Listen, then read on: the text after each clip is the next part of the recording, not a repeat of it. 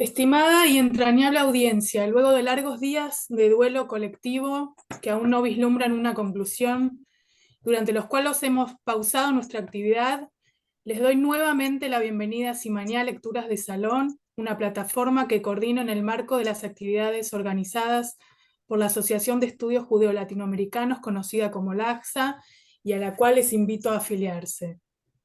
Ante todo, en nombre del AXA, transmito nuestra solidaridad para todos y cada una de las víctimas de la guerra que golpea Oriente Medio desde hace 6 semanas. Queremos expresar nuestro profundo deseo de que muy pronto todas las personas afectadas retornen a sus hogares, puedan sanar sus heridas y reconstruir sus vidas.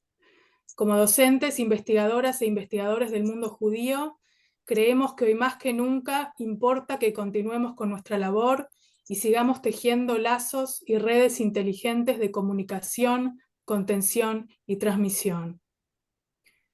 Mi nombre es Cintia Gabay y soy investigadora y escritora. Trabajo actualmente en la Universidad Humboldt de Berlín y mi investigación está financiada por la Fundación Alemana para la Investigación Científica. Hoy, en un día que además es muy significativo para la Argentina, nos reunimos para conversar junto a Emmanuel Kahn en torno a su nuevo libro Parte del aire, el conflicto árabe-israelí en la cultura y la política argentina entre 1967 y 1982, publicado este año de 2023. Nos acompañan en la tarea de su presentación Alejandro Duhovne y Adrián Krupnik. Simañá, que en hebreo significa señalador de libros, fue ideado para ofrecer un espacio donde debatir volúmenes publicados en el área de estudios judeo-latinoamericanos o de interés para nuestra disciplina, ya sean recientes o de larga data. Renuevo entonces esta invitación que ya es tradición, independientemente de si son ustedes los autores o bien lectoras curiosas, si consideran que, por dar algunos ejemplos, es necesario leer juntas la utópica representación del Amazonas en el áurea voz del judeoconverso Antonio León Pinelo, o leer La escuelita de Alicia Partnoy, o ir en busca de la literatura judeo-latinoamericana en el exilio. LACSA ofrece este espacio para dialogar en torno a obras de nuestro interés. Los encuentros de Simañá alientan el debate multilingüe tan característico de las culturas judías. Siendo las lenguas oficiales del AXA el castellano, el portugués y el inglés, estamos sin embargo abiertos a la posibilidad de integrar en Simañá otros idiomas. Hagamos de este espacio un lugar ameno, no solo para el debate, sino también para el intercambio de entusiasmos, y que nunca nos falte el entusiasmo. Aprovecho para anunciar que nuestro próximo encuentro se llevará a cabo el 13 de diciembre en torno al volumen editado por Keren Freiman y Dean Bell, The Routledge Handbook of Judaism in the 21st Century. Dichos los prólogos, comenzaré presentando a los participantes. Emmanuel Nicolás Kahn, autor del libro que nos reúne hoy, es doctor en Historia y magíster en Historia y Memoria por la Universidad Nacional de La Plata. Actualmente es investigador del Consejo Nacional de Investigaciones Científicas y Tecnológicas de Argentina y profesor del Departamento de Historia de la Facultad de Humanidades y Ciencias de la Educación de la Universidad Nacional de La Plata. Ha brindado cursos de posgrado en diversas casas de estudio en el país y el exterior. Es coordinador del Núcleo de Estudios Judíos, con sede en el Instituto de Desarrollo Económico y Social, y dirigió el Diplomado en Memoria, Historia Reciente y Derechos Humanos de Claxo. Entre sus publicaciones ha visto la luz en 2015 el libro Recuerdos que mienten un poco, vida y memoria de la experiencia judía durante la última dictadura militar, libro que en 2018 se tradujo al inglés. Emmanuel Kahn también coeditó varios volúmenes, entre otros Marginados y Consagrados en 2011, en 2016 Israel-Palestina, una pasión argentina, estudios sobre la recepción del conflicto árabe-israelí en Argentina, y en 2020 Hacer Patria, estudios sobre la vida judía en Argentina. Entre muchos otros textos de gran interés para el análisis crítico de la historia y la memoria judeo-argentina. Es investigador visitante de la Shoah Foundation en la University of Southern California, becario del Ibero-Amerikanisches Institut en Berlín y fue profesor visitante en la Universidad de Ottawa, Canadá.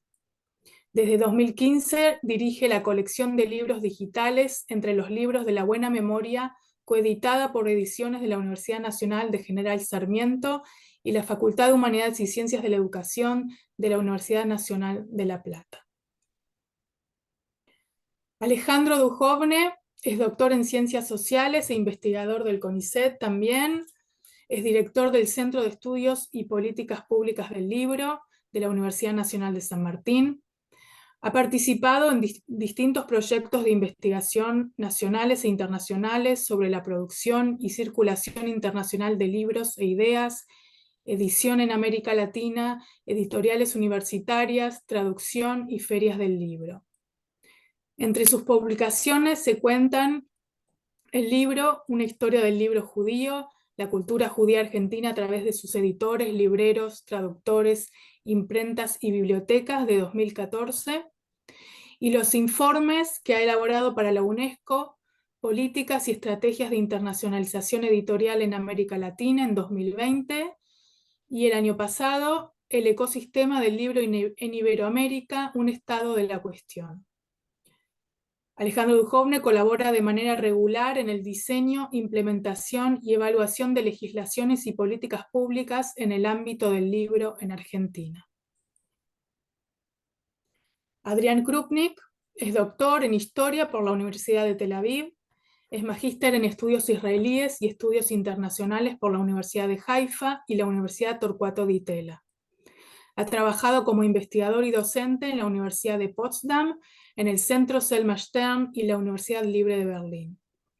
Fue investigador de la Fundación Minerva en Alemania y es actualmente investigador del Centro de Estudios para la Diáspora Goldstein-Goren y el Centro Minerva por los Derechos Humanos en la Universidad de Tel Aviv.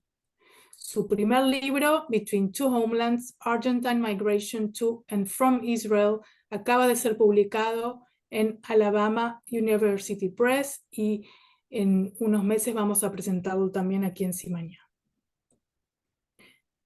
Respecto entonces a nuestro encuentro de hoy, el libro que nos ocupa es Parte del aire, el conflicto árabe-israelí en la cultura y la política argentina entre 1967 y 1982. El libro reconstruye el entramado de posiciones, prácticas y movilizaciones desplegadas en Argentina a raíz de la Guerra de los 6 Días en 1967, la Guerra de Yom Kippur de 1973 y la primera invasión al Líbano por parte de Israel en 1982. Emmanuel Kahn parte de la premisa de María Inestato, quien afirma en relación al impacto de la Primera Guerra Mundial en Argentina, y cito en voz de Emmanuel, que las guerras contemporáneas se desarrollan en múltiples espacios y a través de diversos soportes. No solo el teatro de operaciones configura el universo beligerante, sino que los mecanismos en favor de movilizar la opinión pública a escala global poseen efectos sobre el desarrollo mismo de la guerra y las alternativas que se abren cuando el fuego cesa. Siguiendo esta premisa, entendemos que el impacto de estos conflictos bélicos no solo influenció en la articulación de problemáticas locales en Argentina, sino que eventualmente tuvieron también un impacto a nivel global y respecto del mismo conflicto en Oriente Medio. El siglo XXI más que nunca nos muestra la significativa conexión geopolítica entre realidades que, aunque geográficamente alejadas, se entrelazan y cruzan en el marco de la movilidad y múltiples identidades de sus ciudadanos. Hecha la introducción, voy a invitar en primer lugar a Adrián Krupnik para iniciar el diálogo y luego le seguirán Alejandro Duhovne y el autor Emmanuel Kahn. Adelante, Adrián. Muchas gracias, Cintia. Muchas gracias, Emanuel. Gracias por la invitación y felicitaciones, Emma, por el libro. Un libro que además de llevar al lector a una época y abrirle un montón de puertas y caminos por los cuales seguir investigando, da la oportunidad de hacer un debate que, bueno, actualmente está en escena como nunca antes, cada vez con más fuerza.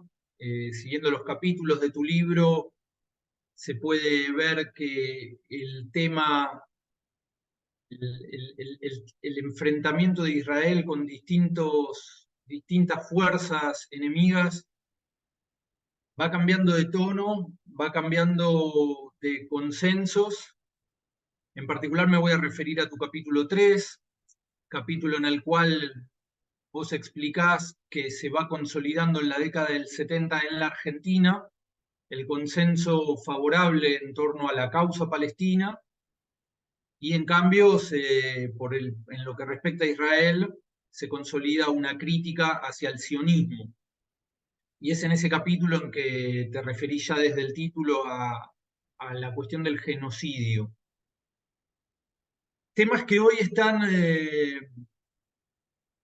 temas que hoy son la principal cuestión que está sobre la mesa y a la cual me quiero referir, a partir de preguntas que tienen que ver con la actualidad y también con el pasado. Un diálogo, tu libro plantea un diálogo de nuestro presente con las épocas que vos describís. Y es interesante recordar que tu libro se refiere en gran medida a la época de la Guerra Fría, y a mí me resulta, me resulta esclarecedora la definición del historiador Neil Ferguson, quien afirma desde el 2018 que nos encontramos en una segunda guerra fría. En una segunda guerra fría. Y si pensamos en términos de guerras frías, durante la primera guerra fría, la crítica a Israel jugó un rol muy importante dentro de lo que se suponía eran fuerzas de izquierda, fuerzas que pugnaban por el socialismo en contra del imperialismo norteamericano y sus aliados. Y hoy es imposible encontrar un discurso ideológico como ese que justifique el ataque hacia Israel y el sionismo. Lo que encontramos son una lista de acusaciones, de las cuales creo yo la más grave es la de Estado genocida, porque toca en la moral, en la historia del pueblo judío, y porque llama a las más duras condenas.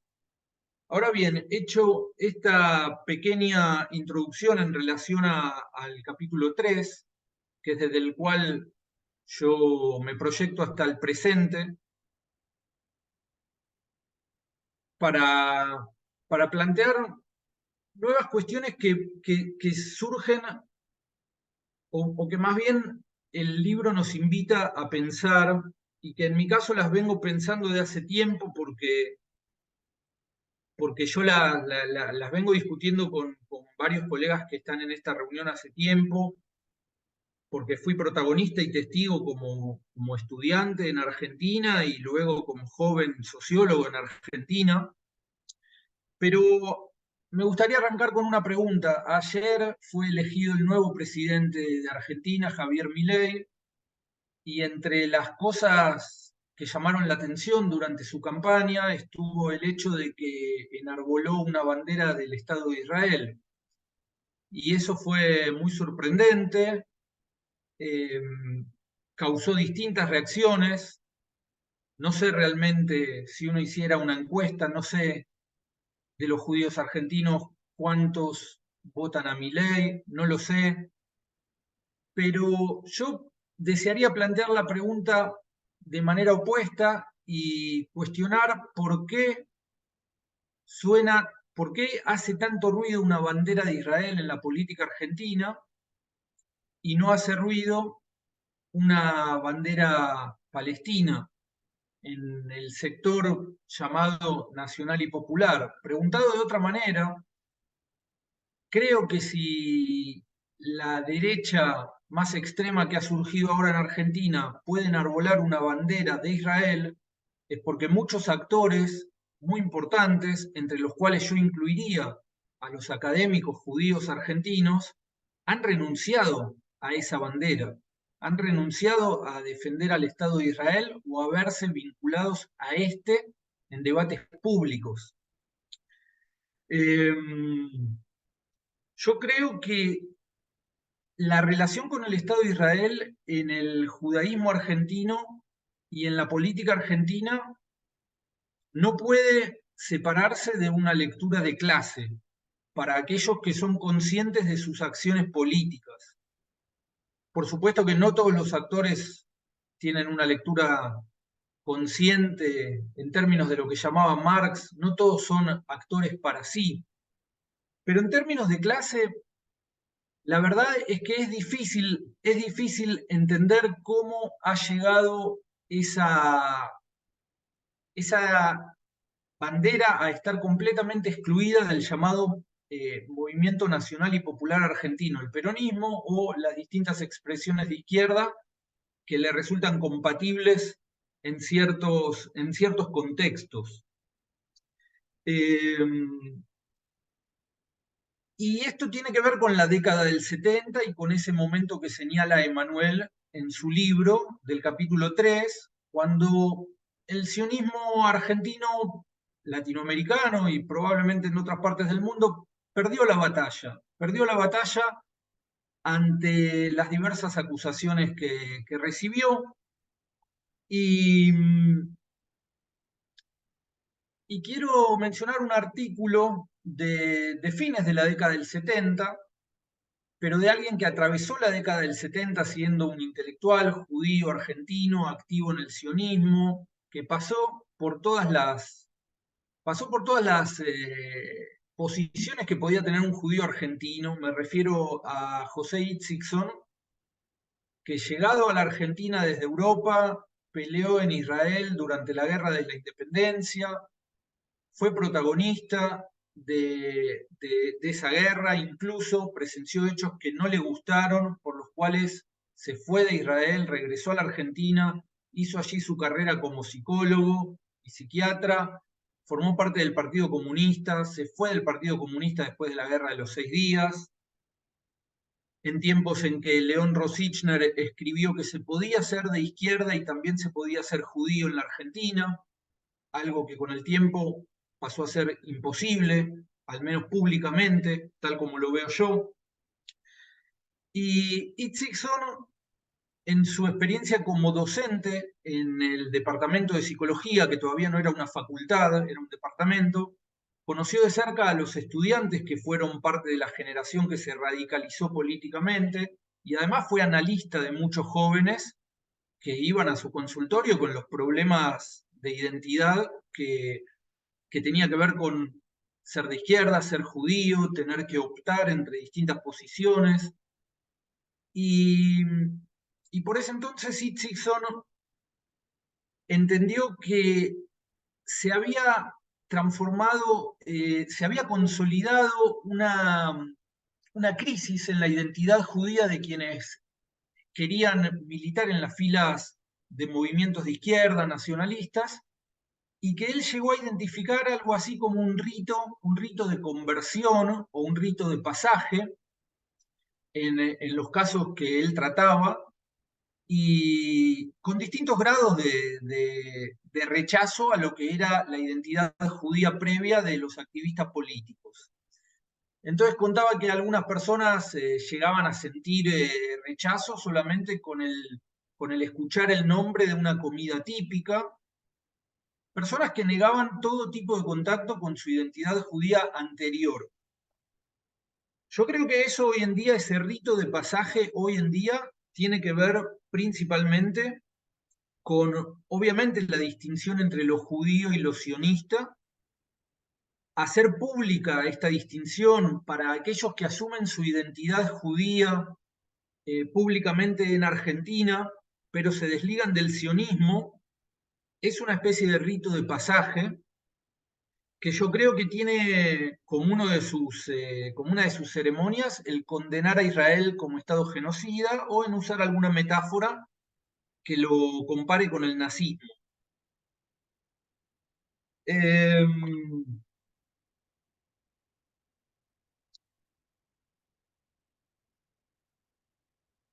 como decía, en la década en la guerra del 67 todavía había en la Argentina quienes defendían la idea de que se podía ser de izquierda y se podía ser judío.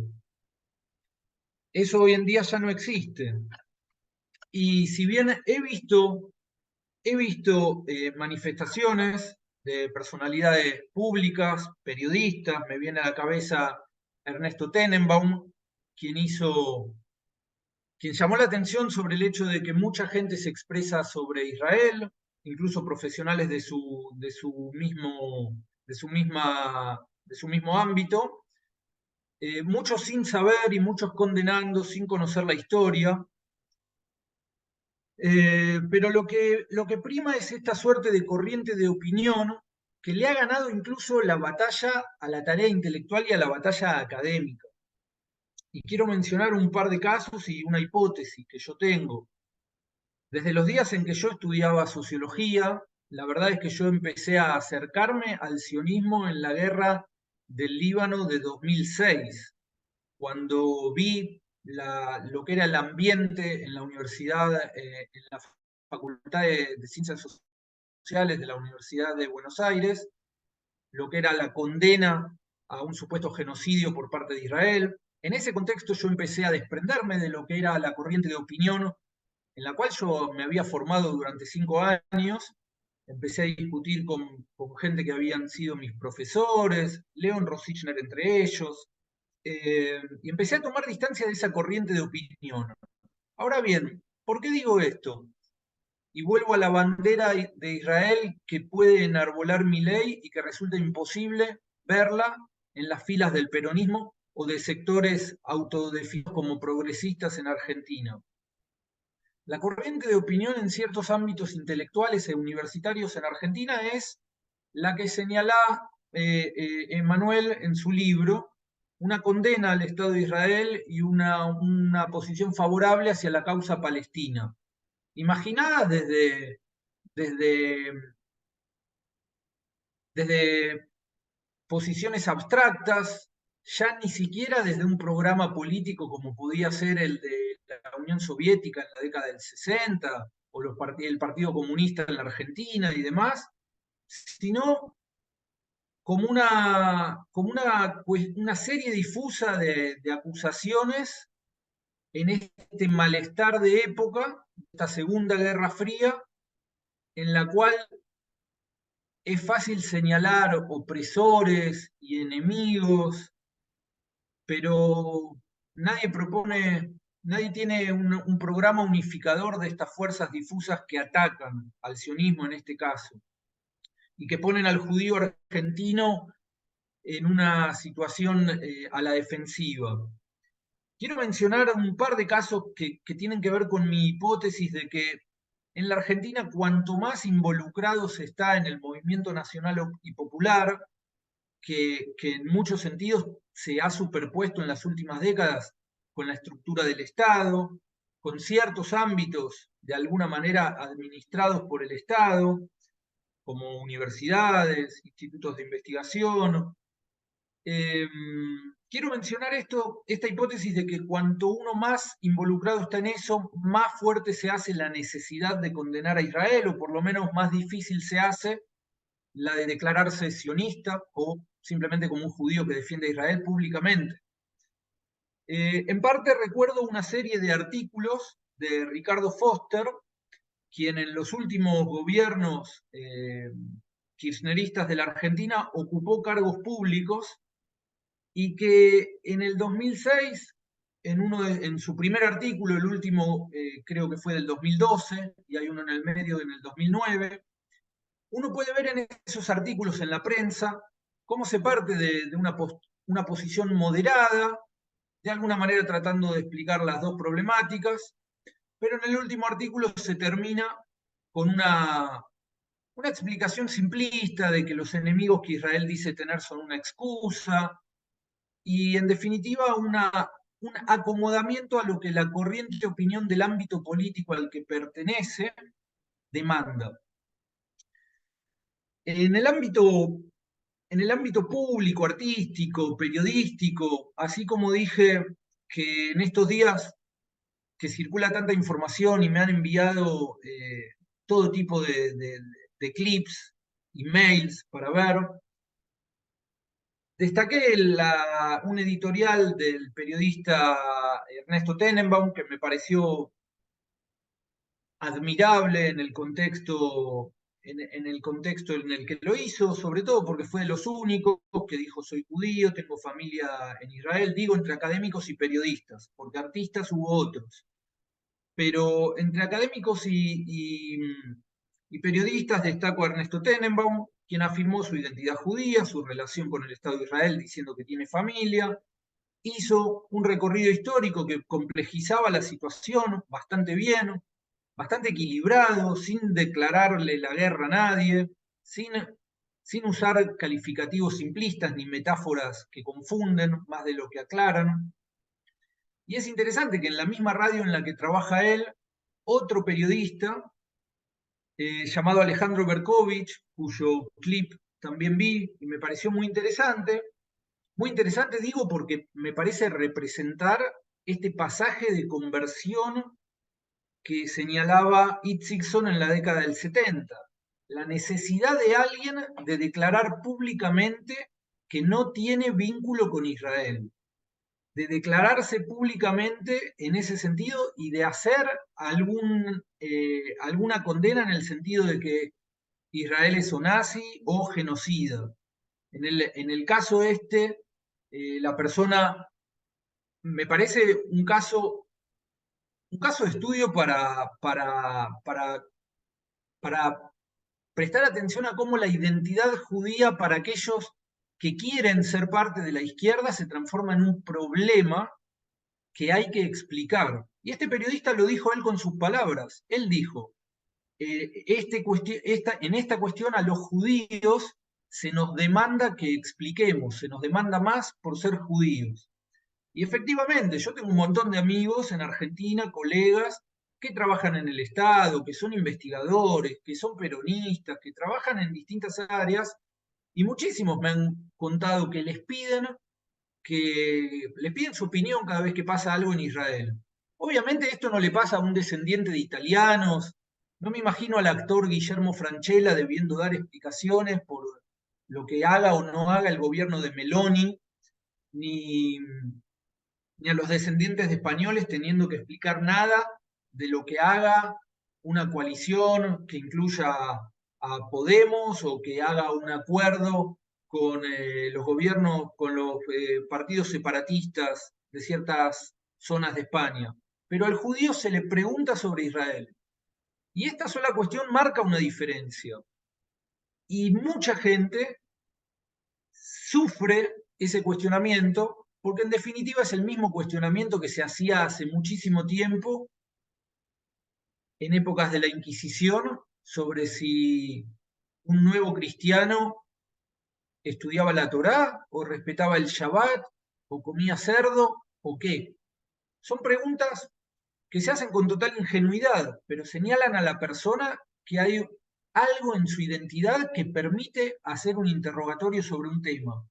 Y en general la gente no es experta y no tiene por qué serlo, ninguno de nosotros somos expertos en diversos temas, y creo que es legítimo decir no sé, sobre este tema no sé.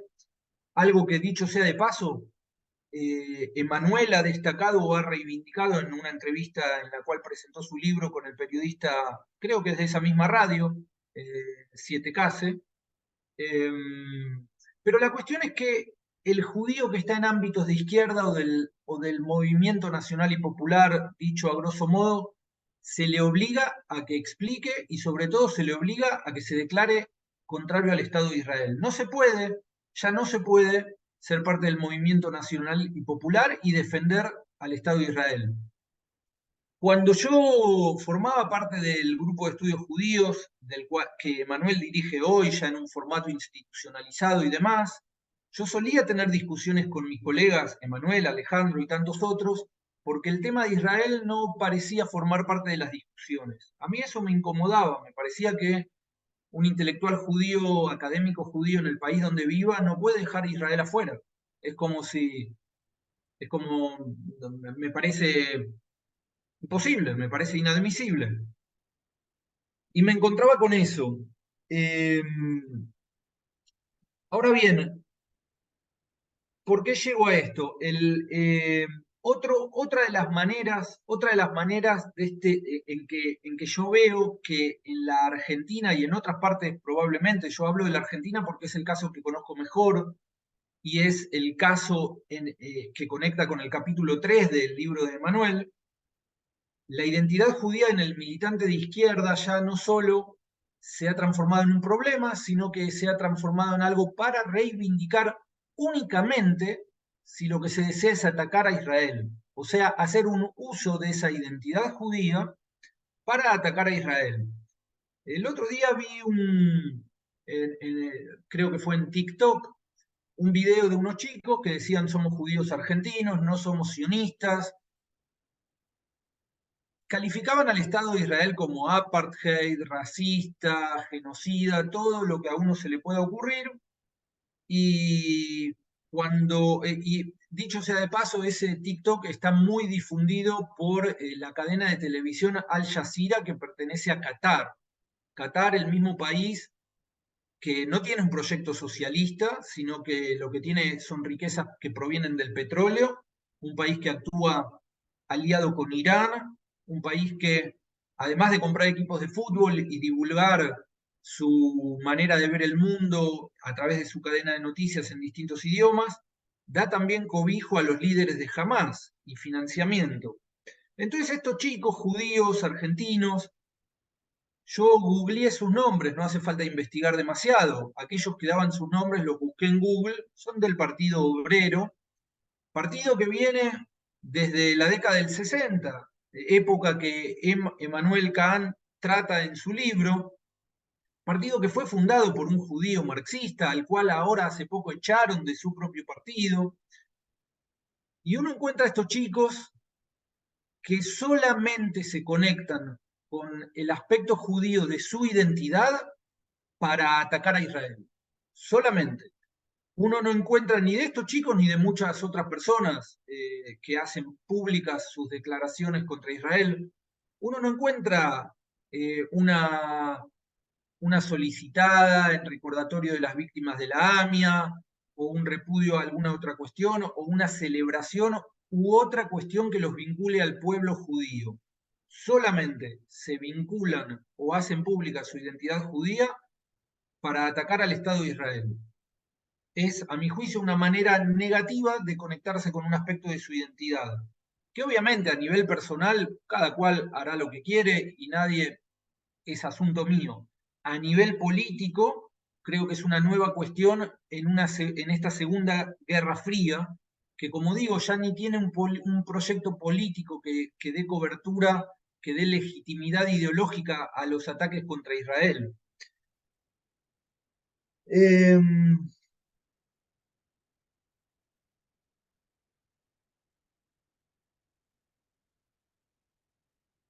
para ir cerrando, y respecto de los intelectuales, las corrientes de opinión y el tema del genocidio, alimentando mi hipótesis de que en la medida en que más está involucrado un judío argentino en la Argentina, y tomo por caso figuras públicas en el periodismo y sobre todo académicos, porque esta es una presentación de un libro en un ámbito académico y quiero llamar la atención y quiero también de alguna manera desafiar a mis colegas o desafiarme a mí mismo también, porque como decía Cintia al principio, hoy más que nunca es necesario pensar y es necesario seguir trabajando y escribiendo. Quiero referirme a dos artículos de Daniel Feierstein, director del Centro para Estudios sobre el Genocidio de la Universidad 3 de Febrero, con quien yo cursé el curso de Daniel Feierstein cuando yo era estudiante de sociología. En esa época, estoy hablando antes del 2005, recuerdo el entusiasmo con que mis colegas estudiantes preguntaban, bueno, ¿cuándo llegamos a hablar sobre el genocidio en Israel, sobre los palestinos? En esa época Daniel Feierstein todavía no incluía ese tema en la clase, tampoco tenía nada escrito.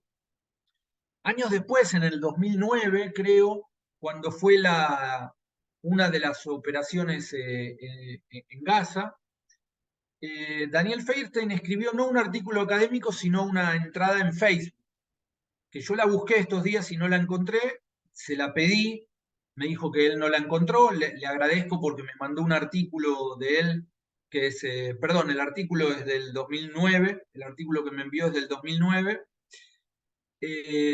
su entrada en Facebook desapareció, pero el hecho de que lo haya escrito en Facebook para mí refuerza la idea de que en ciertos ámbitos es necesario manifestarse públicamente si uno es judío sobre qué piensa sobre Israel y sobre todo si uno quiere pertenecer a la izquierda o al movimiento nacional y popular, que habrá que explicar qué es el movimiento nacional y popular en Argentina, hay que condenar a Israel, si no, no se puede pertenecer a esos ámbitos.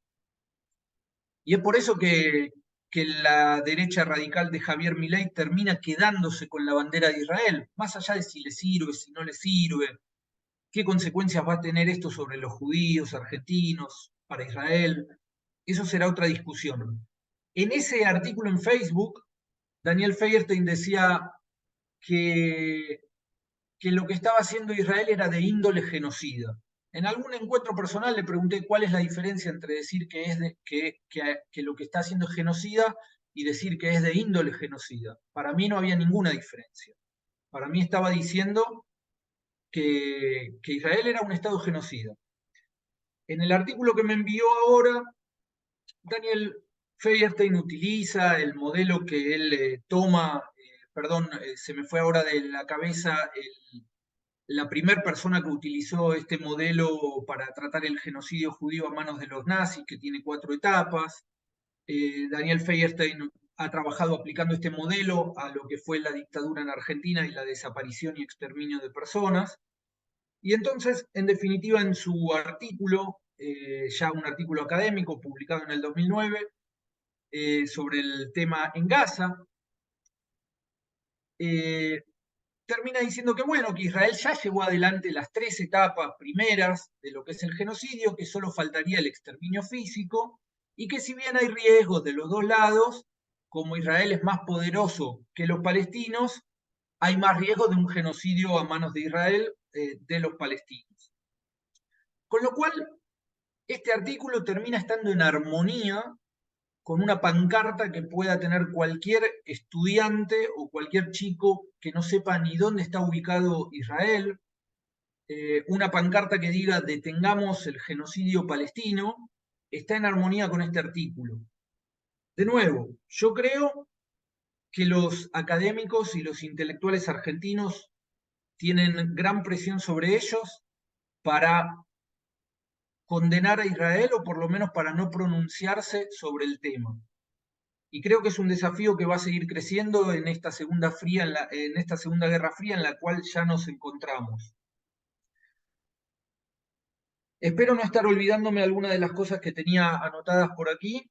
De nuevo, quiero destacar que el libro de Manuel, tiene para mí dos grandes méritos. Uno es que menciona una cantidad de publicaciones, documentos y personas que yo no conocía y que quienes quieran ahondar en esas cuestiones tienen un mapa para continuar muchísimas investigaciones. Para mí el mérito principal es renovar un debate que lamentablemente se renueva con las malas noticias que nos llegan ahora y que van a seguir llegando en los años por venir, porque este conflicto no se va a resolver.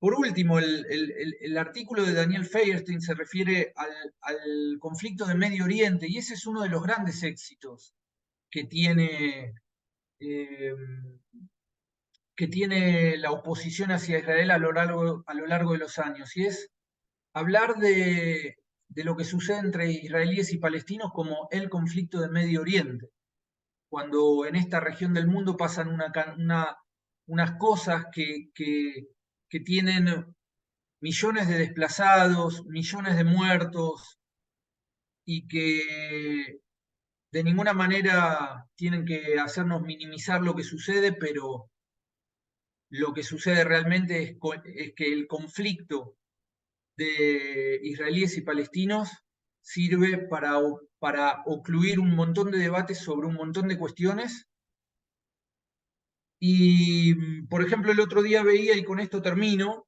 en un debate en un noticiero de Francia, había un israelí viviendo en Colombia, en France TV en español. Entrevistaban a un israelí viviendo en Colombia, hablaba español, y a una mujer que se presentaba como investigadora y cientista política. Ella se llamaba, creo, Susana Khalil. La busqué por todos lados, no aparece ninguna publicación, ningún artículo académico, no aparecía nada. Terminé encontrando que es una persona que tiene programas de radio en Venezuela y que es funcionaria del gobierno chavista. Entre las cosas que tiene escritas en alguna página web del gobierno de Venezuela, dice, la liberación de Palestina es la liberación del mundo. Bueno, ese es el socialismo del siglo XXI en América Latina hoy. Y estas cosas explican por qué la bandera de Israel termina en manos de una derecha radical como la que ha llevado a Javier Milei ahora a la presidencia en Argentina.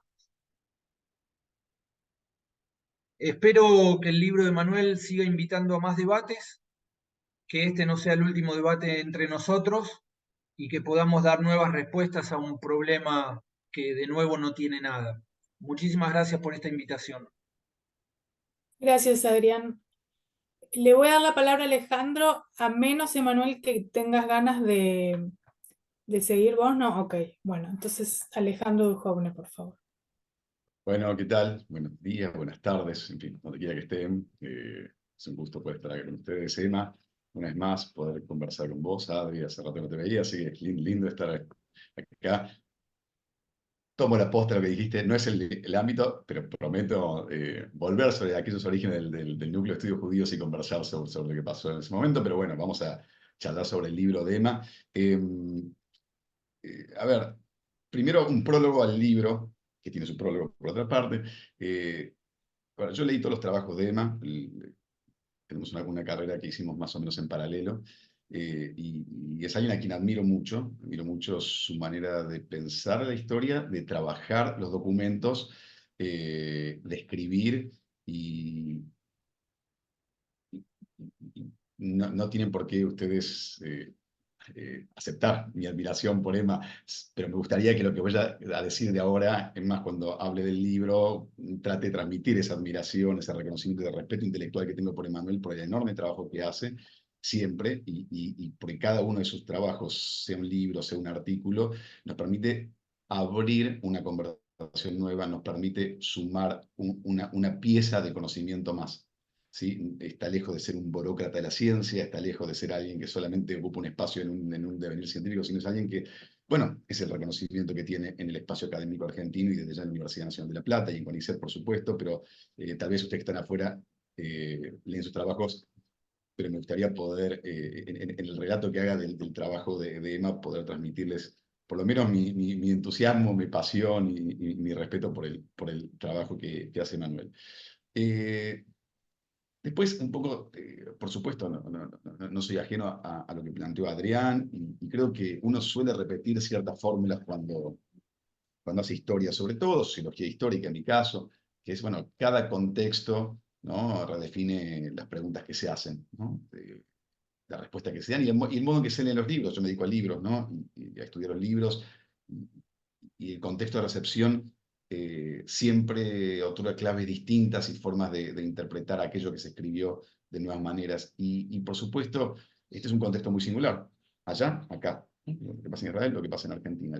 Emma me obsequió el libro antes del 7 de octubre, lo empecé a leer antes del 7 de octubre, llegó el 7 de octubre, seguí leyéndolo, con todo lo que pasó de ahí en más, por supuesto el modo en que estaba siendo leído el libro iba acompañando las discusiones que se daban acá, que en parte tienen que ver con lo que dijo Adrián, pero me parece que hay algunos matices, una complejidad más por la cantidad de actores que se expresaron y por el modo en que se vivió, por supuesto también la campaña electoral y política argentina, donde Israel, el conflicto árabe-israelí, eh, lo que pasó en Gaza, lo que está pasando en Gaza, perdón, lo que pasó en el sur de Israel, todo eso fue obligando a releer el libro de una manera distinta y las preguntas que se plantea Emma y el modo que las plantea tiene otra resonancia. De ser un libro que es un muy buen libro, excelente libro, que aportaba una pieza de conocimiento más, ahora pasa a ser un libro de suma actualidad y que otorga claves para pensar el presente. Y por supuesto, esta mañana, releyendo algunas partes, algunas cosas que había subrayado para la conversación de hoy, bueno, es otro contexto más, una vez habiendo ganado en la ultraderecha argentina y, en fin, ustedes ya saben esto, pero la voluntad de Javier Milei, de que el primer viaje sea a Israel, de trasladar la embajada argentina a Jerusalén, etcétera, etcétera, hace que también uno tenga que leer esto en otra clave, muy en sintonía con lo que dijo Adrián, pero también esa es la virtud del libro. Quiero decir, no es solamente si, bueno, ese lugar común, esa fórmula que uno señala por defecto, que cada contexto define preguntas y define lecturas, sino que la virtud de ese libro es que nos ofrece la posibilidad de pensar y nos da claves y nos da información para pensar de una manera más interesante, sofisticada, compleja, lo que está pasando hoy. ¿Sí? Nos alimenta y nos permite aportar nuevos sentidos a la comprensión. Y yo creo que ahí residen esas virtudes. Leyéndolo en estos momentos, como dije antes, 7 de octubre hasta hoy, el libro siempre me ayudó a pensar algo o a responder alguna pregunta o a generar nuevas preguntas a partir de lo que estábamos viviendo, ¿no? Así que de vuelta, es una gran investigación histórica, pero aparte es una investigación que tiene esa sensibilidad para poder interpelarnos a lo que está pasando hoy. Voy a mencionar algunas cosas que a mí me parecieron interesantes, ¿no? De un libro que, como dije antes, en su conjunto es importante, significativo. Y el primero es que Emma hace un trabajo muy sistemático, muy comprensivo, y si bien él no busca hacer una reflexión teórica porque es un historiador que va a la fuente y las trabaja bien, no por eso no está pensando en clave teórica, porque conozco cómo aborda sus investigaciones, y uno podría pensar en realidad ese universo que parte de la Guerra de los 6 días hasta la última dictadura militar, como un gran campo político en clave burdiana, ¿no? En una clave donde Emma lo que hace es reconstruir algo que no estaba dado, que es algo que no era autoevidente, porque sí, había muchas investigaciones o algunas investigaciones sobre algunos actores en particular, que es correcto, y eso, por supuesto, informa y alimenta el trabajo de Manuel, pero Emma hace un trabajo distinto, que es ponerlos a todos dentro de un sistema y ponerlos a dialogar o a confrontar, ¿no? Y de algún modo uno puede empezar a ver el modo en que ese juego de oposiciones, de complementariedades, de distancias y de acercamientos componen un cuadro donde se responden unos a otros, ¿sí? Por supuesto, y Emma lo dice desde la primera año del trabajo, es un universo que no necesariamente se refiere a la realidad empírica de lo que está sucediendo en Medio Oriente. Es una realidad que está refractada a partir del sistema de referencia argentino. El sistema político argentino, en función de sus propias lógicas, sus propios actores, sus propias historias y tradiciones, refracta, traduce, convierte esa realidad en insumo para sus propias lógicas políticas. Y ahí lo que nos muestra Emma, lo que despliega Emma, presentando actores que habían sido trabajados y muchos otros actores que no habían sido trabajados, pero sobre todo en este trabajo virtuoso que hace de mostrarlos en una relación sistémica, a partir de un principio relacional, poniendo en juego, muestra qué potencia que hay ahí cuando uno hace un trabajo sistemático. Cuando uno hace un trabajo sistemático, va a la fuente, las trabaja y las interroga correctamente y las vuelca todo dentro de un texto que permite construir un escenario político, ¿no? Y ahí creo que está la potencia de parte del libro, que es una clave de lectura de todo el libro, no es la única, por supuesto, pero es una clave que nos permite decir, bueno, acá hay algo distinto, es un libro donde hay un trabajo diferente. Por otro lado, y en parte siguiendo algo de lo que decía Adrián recién, uno lee porque lo interpela personalmente y porque no es ajeno a la realidad, a la coyuntura que vive, el modo en que se van planteando las discusiones en Argentina. Hoy, ¿no? De un lado y del otro. Quiero decir, desde los sectores de la comunidad organizada, desde sectores que defienden Israel, no necesariamente pertenecen a la comunidad, aquellos que lo atacan, y lo que ve en esa distancia, desde la década del 60 en adelante, es una pérdida de complejidad en los debates, ¿no? Una enorme pérdida de complejidad en los debates, al punto de que hoy, salvo algunas intervenciones puntuales, la de Tenenbaum podría ser una, pero, y algunas más, no mucho más, casi todo se reduce a unas pocas líneas y reacciones más bien emocionales, afectivas, ¿no? A reacciones mecánicas, ¿no? Y lo que vemos es una enorme complejidad que después uno puede decir, bueno, es una complejidad que a mí no me interesa, son argumentos que en realidad son pueriles o no, digo, no importa. Pero lo cierto es que en lugar de la palabra tenía un peso distinto. Tal vez suene algo autoevidente, tal vez muy obvio en el mundo de las redes sociales, de las pantallas y de Twitter, donde la densidad, la extensión, la complejidad se fue perdiendo, pero al traerlo Eva nos muestra también esa distancia histórica donde hay un modo de entender, de darle sentido a la realidad, de una muy distinta al modo en que se debate hoy. Y ahí creo que hace un trabajo artesanal, muy cuidadoso, de permitir a los actores hablar y al mismo tiempo poder parafrasearlos para que no sea muy extenso, por supuesto, pero le da a cada actor un espacio que da cuenta de la sutileza, ¿no? La sofisticación, el matiz, la complejidad del argumento. Porque ahí radica, me parece, algo de esa historia que está reconstruyendo. No solamente las posiciones, sino el modo en que cada uno iba tejiendo una argumentación y en qué medida eso se imbricaba, se ceñía a una tradición política o en realidad en esa misma operación estaba construyendo una nueva posición política. Pero es muy importante esa tensión de Emma que al momento de leer y al momento de transcribir lo que lee, porque podría uno fácilmente copiar y pegar una parte que suena como que puede sonar muy fuerte, un argumento muy potente, pero en realidad se está perdiendo esa sutileza que hace en definitiva a la historia, ¿no? Otro aspecto que me parece muy importante el libro de Manuel y que nos permite también reflexionar acerca del presente, eh, es en qué momento se cristalizaron, en qué momento se configuraron y en qué momento se cristalizaron algunas nociones que perduran hasta el día de hoy, ¿sí? De un modo muy inconsciente y que ordenan la conversación y que balizan la conversación y en el cual prácticamente es imposible, son supuestos que están ahí, que están sobre la mesa. Nosotros construimos y hablamos y conversamos a partir de supuestos sin interrogar supuestos, acerca de lo que Israel es, acerca de lo que suponen sus acciones, acerca del el vínculo, la dificultad de la relación Palestina-Israel, ¿no? Especialmente, y Adrián ya habló un poco sobre eso, pero es la oposición imperialismo-antiimperialismo, ¿no? Que es una oposición que sigue hasta el día de hoy, nominalmente sigue hasta el día de hoy. Por supuesto que el contexto cambió, los sentidos cambiaron, el modo en que cada uno entiende la idea de imperialismo, antiimperialismo, colonialismo, liberación nacional, independencia, etcétera, fueron cambiando, pero están, digo, son las mismas categorías que están al día de hoy. Y están en un modo, de vuelta, que yo creo que explican dos cosas.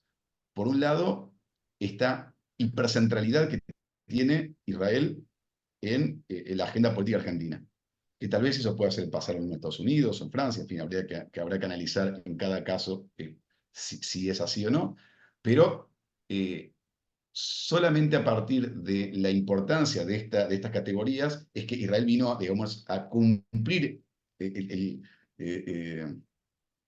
se calza perfectamente lo que pasa entre Israel y Palestina para que se actualicen estas categorías, para que estas categorías sigan funcionando y sigan funcionando hasta el día de hoy, ¿no? Entonces Emma reconstruye la genealogía y muestran que hay un momento histórico, que esto no fue siempre así, no fue necesariamente así, hubo un momento histórico en que empezaron a armarse lentamente y en ese juego de oposiciones se terminaron cristalizando y terminaron siendo parte de nuestro discurso común, aun cuando haya sido olvidado la génesis. Digo, nos olvidamos el momento en que surgió, pero quedan las categorías y siguen actuando en nuestro razonamiento de una manera muy preconsciente, inconsciente, en fin, no sabría bien cómo precisarlo, pero está ahí, ¿no?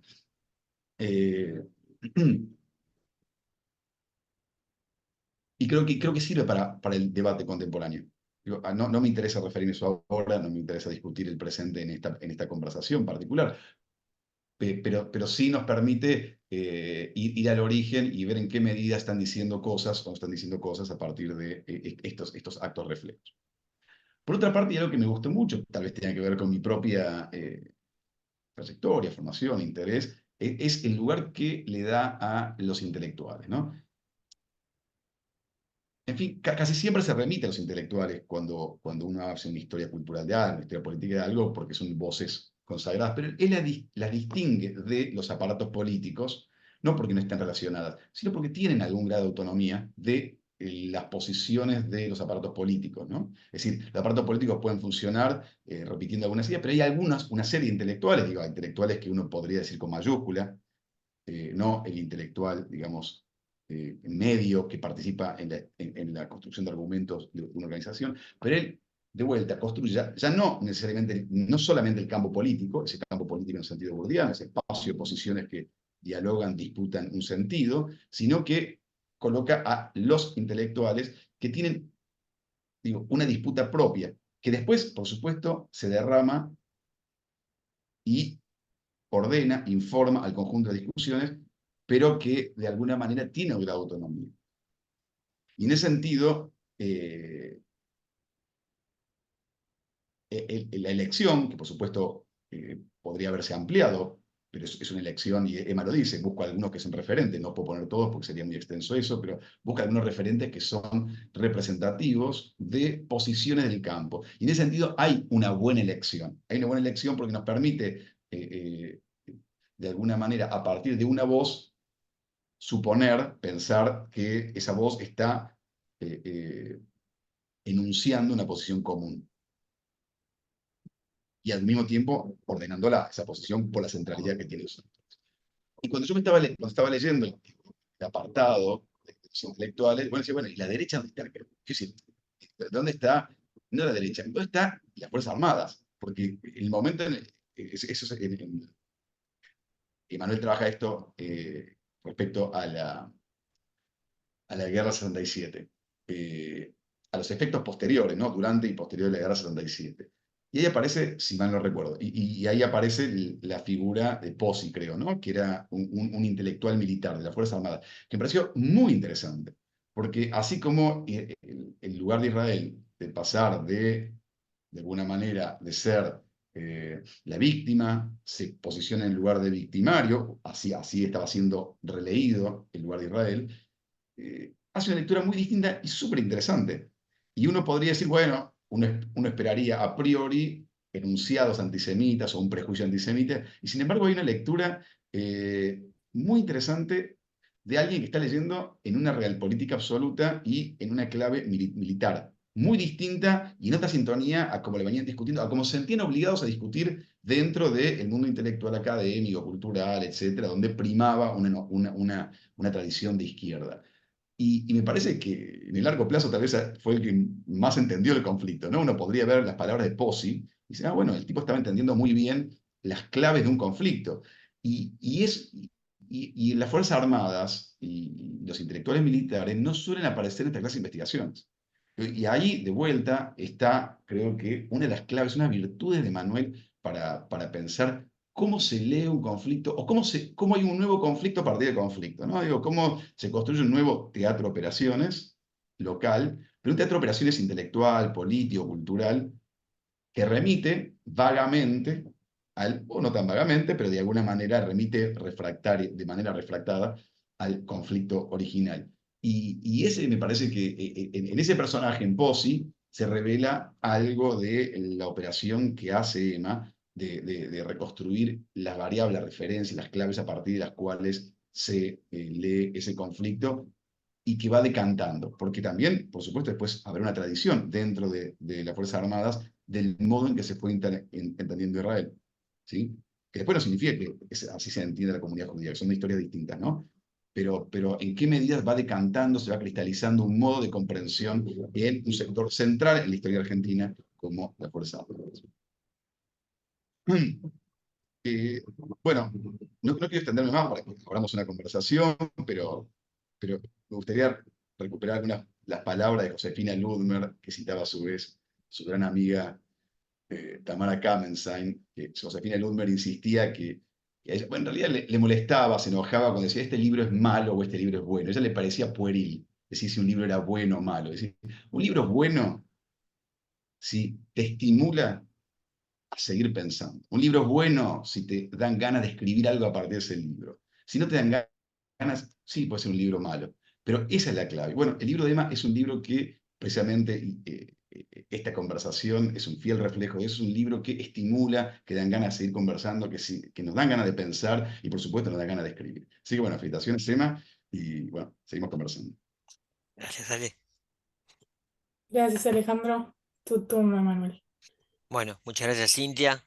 Bueno, gracias a todos, a todas las que están presentes.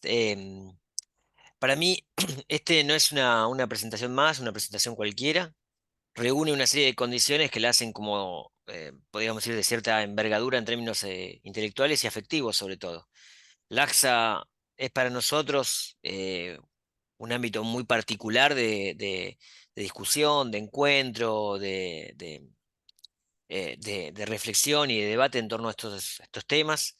Puntualmente para nosotros, hablo por Alejandro, por Adrián, para mí mismo, cuando la conferencia del AXA tuvo lugar en Buenos Aires, en la Biblioteca Nacional, allá por el año 2007, 2009, no me acuerdo cuál de ellas, era un momento muy del primer tramo de nuestros desarrollos formativos en la investigación, en el estudio en Buenos Aires, en Argentina, y en distintos momentos de nuestras trayectorias, las conferencias del AXA eran los lugares donde podíamos un poco, en el buen sentido del término, ir a medir el impacto o el hallazgo de nuestras investigaciones, qué tan cerca estábamos de la agenda académica de los estudios judíos latinoamericanos que se construía en Laxa, y a la vez en qué medida nuestras investigaciones desde Buenos Aires eran un aporte a esa agenda o a esos debates.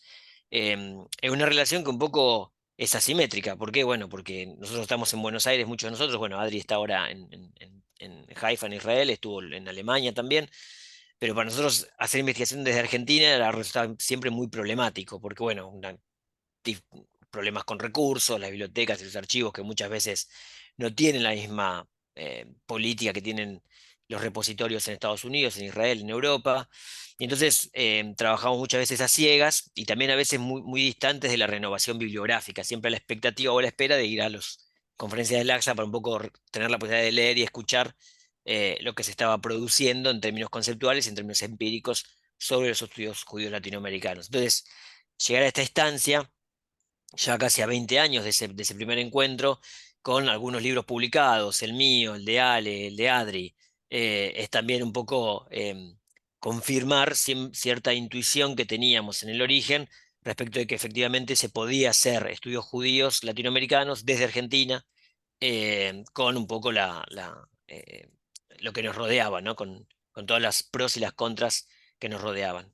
Dicho hoy en este contexto también el día posterior de la victoria de Milei, ahí hay una pregunta que es una incógnita, bueno, ¿cómo seguiremos, no? ¿Cómo se repondrá ese mundo?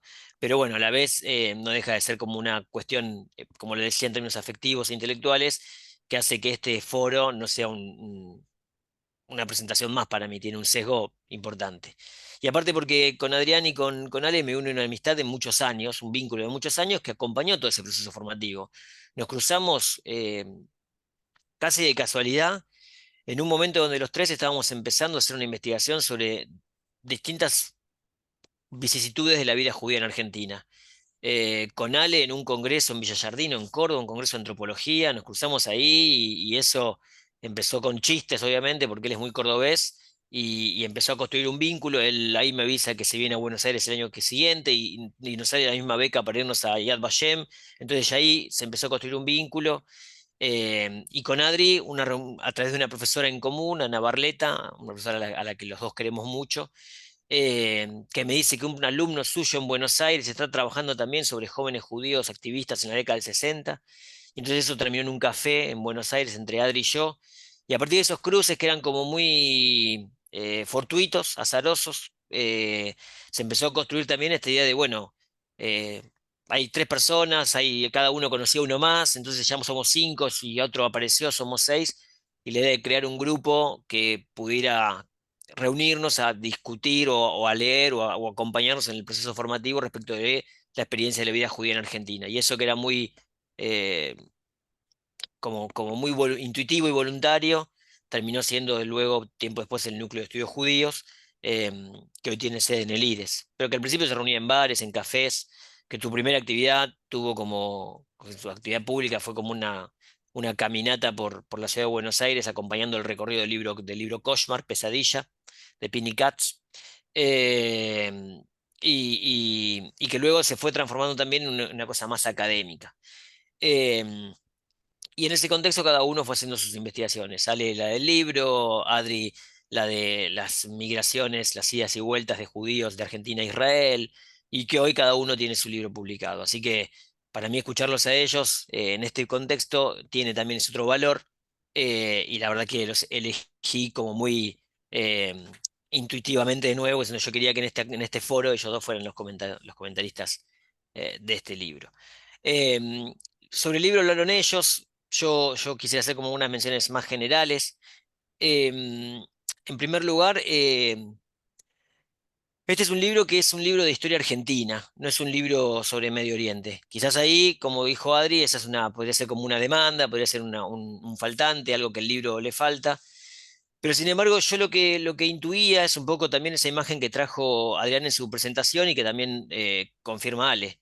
Esta idea de que un presidente, un debate presidencial o un candidato a presidente argentino se pose con la bandera de Israel y eso genere efectivamente cierta movilización del espacio público. Eso que Adri hace referencia en términos a la cuestión más contemporánea, yo ya la venía encontrando desde las décadas del 40 y 50, cuando en mis investigaciones de otros temas, de otras cuestiones vinculadas a los judíos, me encontraba que la cuestión de Medio Oriente, particularmente de Israel y Palestina, o Israel y el mundo árabe, era central, constitutiva de cierta sensibilidad del debate público, que muchas veces, matizado por mis fuentes más judías, me permitía ver que esos judíos discutían en realidad con otras organizaciones, de izquierda y de derechas, con intelectuales, con académicos. Y entonces el libro partió de esa premisa, que es preguntarse acerca de qué lugar ocupa la recepción del conflicto árabe-israelí en la política argentina. Y como también un poco hizo mencionales, yo me fui encontrando que esa cuestión de la política me empezaba a quedar corta. ¿Por qué? Porque a poco de empezar la investigación me encontraba que ese universo de debate estaba como amplificado a otros actores del mundo de la cultura, intelectuales, artistas. Entonces el libro fue como ampliándose la investigación, porque nunca se pensó en verdad como un libro, una investigación que se iba construyendo en base a pequeños artículos para congresos, para publicaciones periódicas y demás, pero que se fue amplificando frente al hallazgo de cada nueva documento o serie bibliográfica o de revistas o publicaciones. Y si bien a mí me interesaba particularmente el año 67, la Guerra de los 6 días, porque confluyen ahí una serie de intervenciones que a mí me resultaban muy enriquecedoras, por ejemplo, la de León Rosichner, ¿sí? Entendía también que esos debates o esas intervenciones del año 67 en realidad se anudaban con otras intervenciones que eran previas, que uno podía hilar en 1940, a 1947, 48, cuando la resolución de partición de Palestina y la guerra de independencia, o que la podía también secuenciar con otros conflictos, con la guerra del Canal de Suez en 56, y a la vez con otros sucesos que no tenían directamente que ver con lo que pasaba en Israel-Palestina, sino que tenía que ver con lo que pasaba, por ejemplo, en otros lugares, la Tricontinental de La Habana del año 1966, donde la impugnación de la delegación israelí generaba de nuevo debates sobre el conflicto árabe-israelí en la política argentina. Entonces, el libro es engañoso en ese sentido, porque si bien las fechas extremas son 1967 y 1982, intenta rastrear los debates anteriores desde 1947, intenta ver cómo la cuestión árabe-israelí en la política argentina es central desde las décadas previas, y cierra en 1982 porque básicamente la pandemia me obturó la posibilidad de avanzar con trabajos de investigación, consulta de archivos y bibliografía en justamente archivos y bibliotecas en mi país. Me hubiera gustado llegar no tanto más, no hubiera querido hacer un gran libro, una historia larga, pero me hubiera gustado poder llegar a 1987, a la Intifada, porque lo que un poco ahí también está plasmado en el libro es que en realidad esos sucesos del conflicto árabe-israelí materializan sentidos en el espacio público en momentos determinantes, particulares, sensibles de la coyuntura política argentina. 1966-67 es la Revolución Argentina, es el golpe de Onganía, pero que a la vez inicia el proceso de radicalización política de las izquierdas y también de las derechas en el país. Entonces confluyen ahí una serie de debates o de lecturas sobre lo que sucede en Medio Oriente, lo que sucede en Israel y Palestina, respecto también de lo que está pasando en la arena política local. En el 73 vuelve a aparecer algo muy similar, es la vuelta del peronismo al poder, es el golpe militar en Chile, y confluyen todas esas debates sobre lo que está pasando allá en relación a lo que está pasando acá. Y en 1982 confluyen también la guerra de Malvinas con lo que sucede particularmente en el Líbano. Me hubiera gustado llegar al 87 porque también ahí confluyen una serie de experiencias de la agenda política nacional argentina durante los años de la transición a la democracia que tienen que ver con los alzamientos carapintadas, con dos debates muy sensibles a la esfera pública, como los de la ley antidiscriminatoria y la ley del divorcio. ¿Sí? Entonces me hubiera permitido componer ahí un universo por ahí más amplio o entender mejor cómo era leído la cuestión del conflicto árabe-israelí en esos años de la transición política a la democracia en Argentina. Donde, como dice un poco Adri y también Ale, el debate no necesariamente es lineal ni actúa en espejo a lo que sucede en otros continentes o en otras latitudes. ¿Qué digo con esto? Por ejemplo, hay cierto consenso en la bibliografía a nivel general de que la Guerra de los 6 días es una guerra que de alguna manera resquebraja la solidaridad de las izquierdas y los intelectuales con la causa israelí. Y en Argentina eso no necesariamente es así. Es más la Guerra del 73, la que, como dijo Adri bien en su análisis capítulo 3, compone el andamiaje de el emparentamiento de la lucha de las izquierdas con la causa palestina y la denuncia de Israel como Estado imperialista. En el 67 todavía los mismos intelectuales que en el 73 van a cortar navarras, en el 67 sostienen la legitimidad del Estado de Israel y el derecho de Israel a defenderse en ese contexto. Eso me parece interesante. Pero en los 80s, por ejemplo, ¿sí? En función de el peso específico que tiene la memoria del Holocausto y la eficacia que tiene internacionalmente la denuncia de la violación de los derechos humanos de la dictadura militar en relación a esa memoria del Holocausto en Argentina, muchos de esos intelectuales, ¿sí? No tienen una postura anti-israelí, por lo menos mecánica o sistemática, en la década del 80, porque básicamente son las derechas todavía las que denuncian podríamos decir, el accionar de los judíos tras bambalinas en el gobierno de Alfonsín. Entonces, el camino es más sinuoso y Argentina en ese sentido tiene algunas singularidades que tienen que ver con muchas cuestiones, entre una de ellas es el peso de la discusión pública en torno a la cuestión judía y muchas veces la identificación de muchos intelectuales judíos y no judíos con justamente el Estado de Israel y lo que sucede en Israel-Palestina. Entonces, el libro tiene como esa voluntad, analiza esta periodicidad larga y un poco también, como decía Alejandro, intenta desmarcarse de la postura como a veces más fácil tener un historiográfico, que es analizar un solo actor a lo largo del tiempo. Yo lo que intenté hacer todo el tiempo, y eso requería de cierta lógica artesanal, era componer un universo de voces que era polifónico, ¿sí? Pero que sin embargo se leían y se discutían entre ellos. Los sionistas socialistas o los judíos comunistas no discutían solo entre ellos o hablaban como si esto fuera la isla de Robinson Crusoe, sino básicamente, ¿sí? Se leían y se interactuaban en discusión con las izquierdas eh, de carácter trotskista, las izquierdas de carácter comunista, las izquierdas de carácter peronista, pero también se leían en relación a las derechas, ya sea las derechas más conservadoras católicas clásicas o las derechas peronistas de los años 60, 70 y 80. Entonces, a mí me interesaba ver cómo ese mundo se respondía o se vinculaba entre sí. Eso me ayudaba a entender cómo algunos intelectuales judíos que escribían en Nuevación en la década del 60, ¿sí? Terminan discutiendo acerca de la identidad judía en la revista Descamisado de Montoneros en las décadas del 70.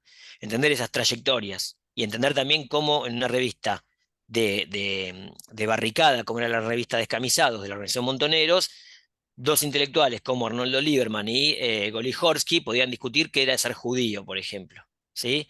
Y eso me parecía como muy enriquecedor para entender ese universo de imbricaciones respecto de los debates acerca de Israel, Palestina, lo judío, en el contexto del debate político argentino.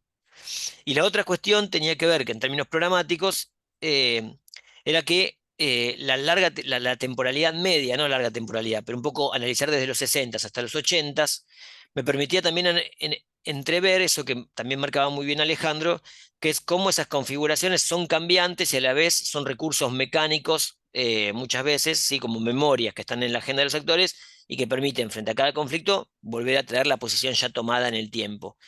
Eso uno lo puede ver en algunos de los actores, pero a la vez puede advertir cómo muchos actores van cambiando la posición a lo largo del tiempo de acuerdo no tanto a lo que sucede en Medio Oriente o en Israel-Palestina, sino a lo que sucede básicamente en Argentina. Por ejemplo, lo que Adrián trajo respecto de Foster en la década del 90 y el siglo XXI, uno lo puede encontrar en los mismos actores en la década del 60 y 70. Hay actores que dicen una cosa en su primer artículo y tres artículos después, 10 años después, están diciendo otra, ¿sí? O uno puede encontrar esos cambios en términos familiares. Adrián hacía referencia a Daniel Feuerstein y quien polemiza con León Rosichner en la década del 60 es Ricardo Feuerstein, su padre.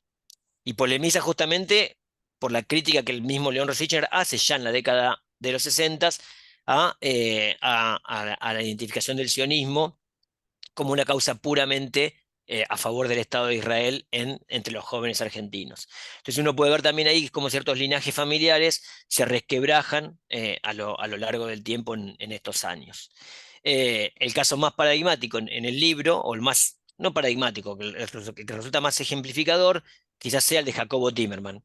¿Por qué? Porque aparece, como bien dice Adri, en el capítulo 3, como siendo la voz del periodista, la que legitima la causa sionista en el espacio público. En el año 71, Timerman publica en el diario La Opinión, en la portada, una editorial que dice Soy sionista, donde explica qué es ser sionista y por qué él es sionista, ¿sí?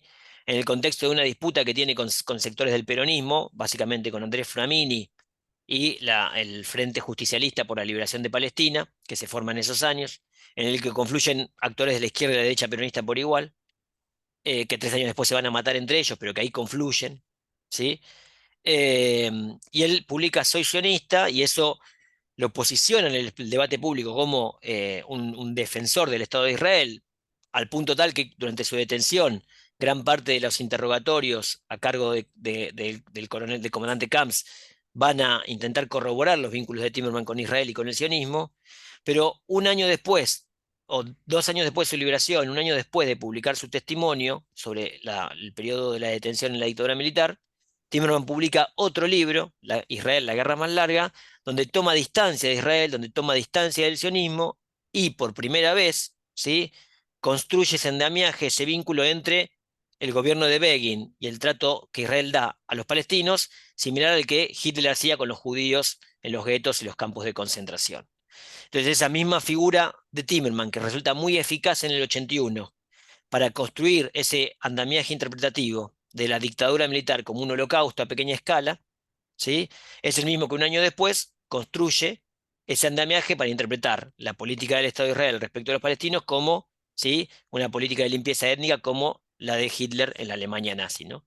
Entonces, ese tránsito de Timerman también me permite construir esos recorridos para entender cómo al interior de ese mundo judío las posiciones también habían sido cambiantes.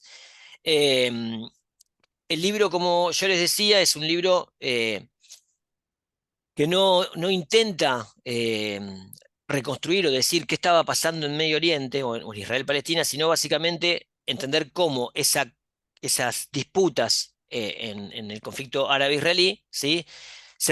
Eran reinterpretadas o repuestas en el debate político argentino, el debate político y cultural.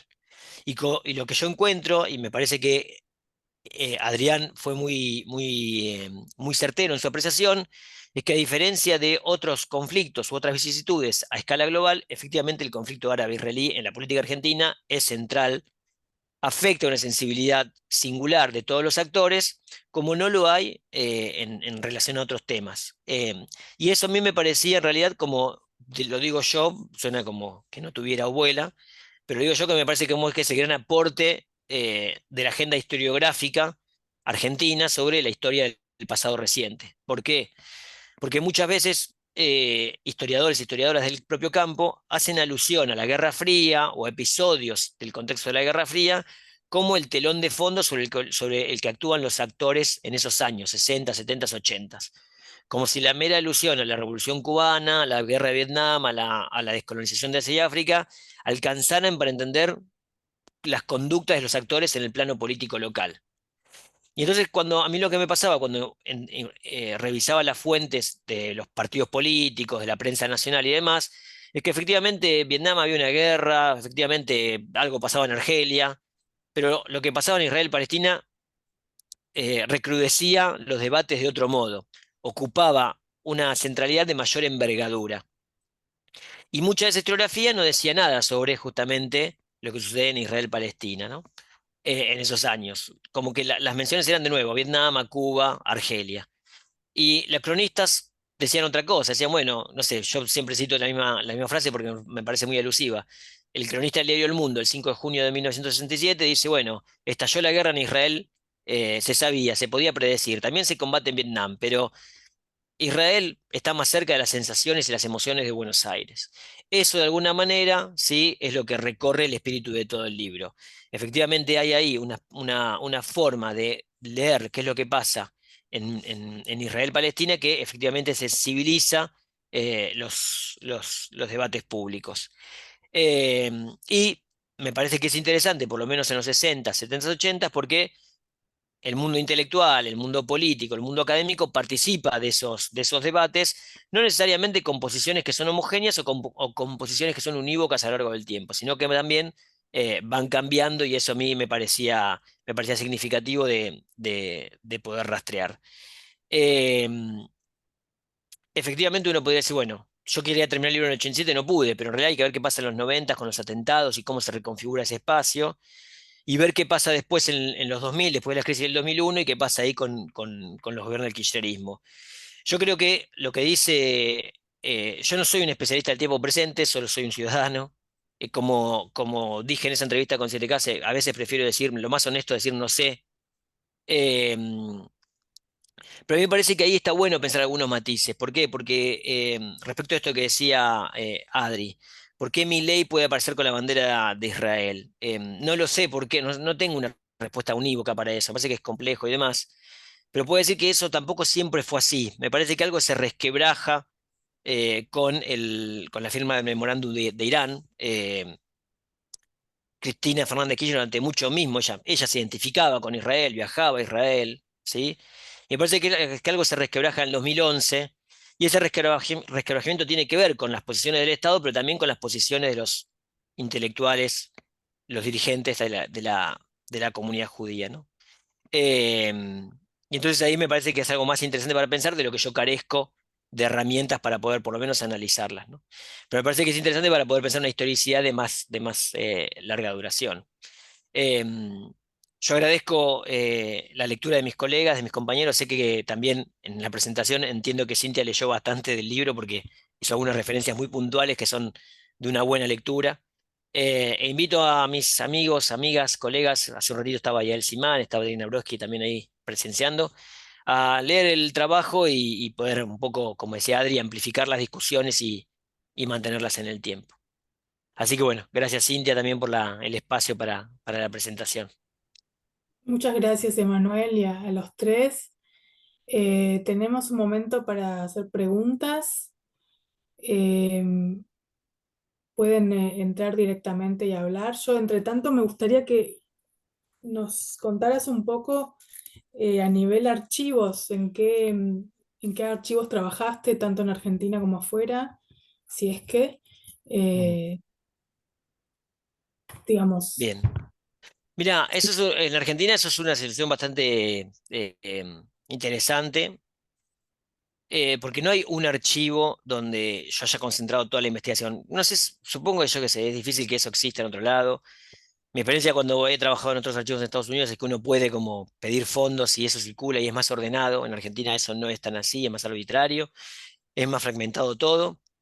Trabajé en muchos archivos, en los de la comunidad judía, el IVO, el Turco en su momento.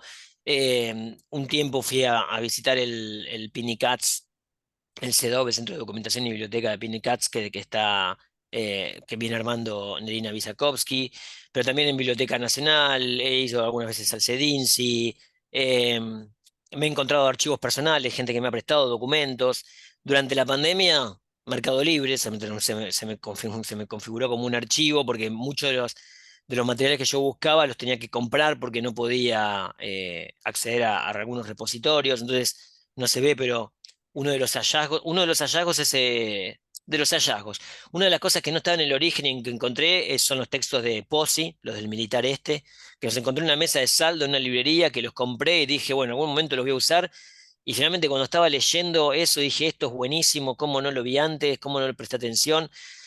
Porque era un intelectual que formaba parte de esos debates de la década del 60, pero que básicamente asumía que, no sé, queriéndolo o no queriéndolo, un poco la lectura de Raymond Aron, el intelectual francés, que también en el 67 escribe sobre el conflicto árabe-israelí.